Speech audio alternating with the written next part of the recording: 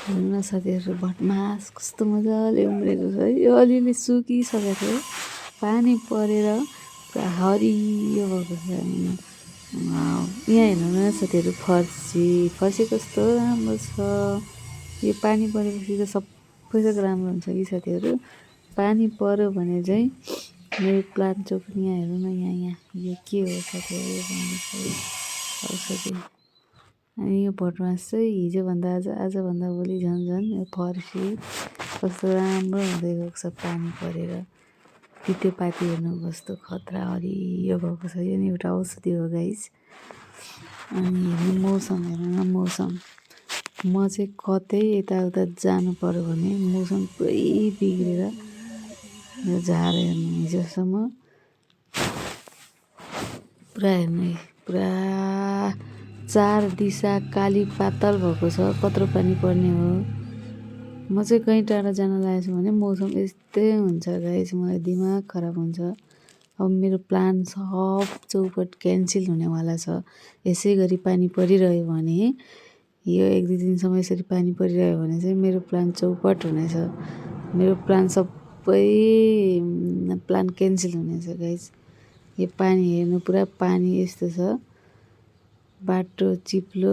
म हेरिरहेको छु क्या, यो पानी कति दिनसम्म आउँछ होला। यो सायद यो पानी 1 हप्तासम्म आउँछ जस्तो लागिरहेछ। ठिकै छ, केही छैन, आओस्।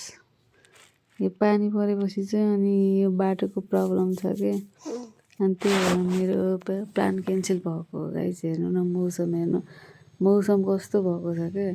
एक्कासी पुरा कस्तो राम्रो भइरहेको थियो, एक्कासी पुरा गर्जन बाढी पहिरो। हे भगवान्, के गर्ने होला म। हेर्नु न कस्तो सबतिर के पानी परेपछि हेर्नु पुरा हिधोबी खोला चाहिँ पुरा काली गण्डकी जस्तो भएको छ। फेरि पल्लो बाटो ओल्लो बाटो दुवैतिर खनेर अनि माटो जति सबै खोलाभित्र हाल्दा थियो। अहिले त खोला पनि माथि आइरहेछ क्या साथीहरू। हेर्नु न यहाँ पुरै काली पातल के, कालै कालो।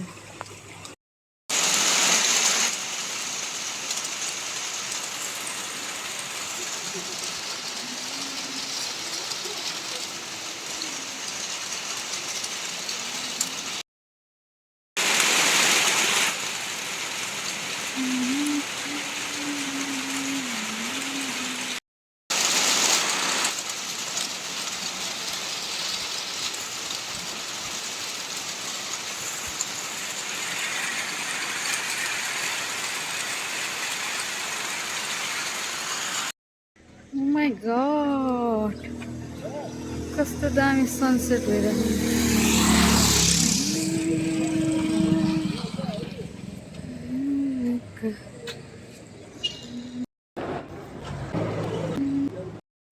म यस्तै हुँदै चाहिँ साथीहरू म घर पुगेँ। घर पुग्दाखेरि त ल हेर्नु, म चाहिँ यहाँ खाना रेडी भएको रहेछ।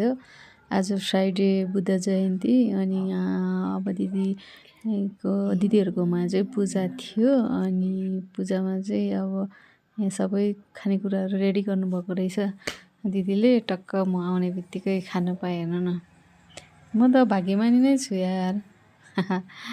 अब म खान्छु है त। ल बाई बाई साथीहरू, बाई बाई।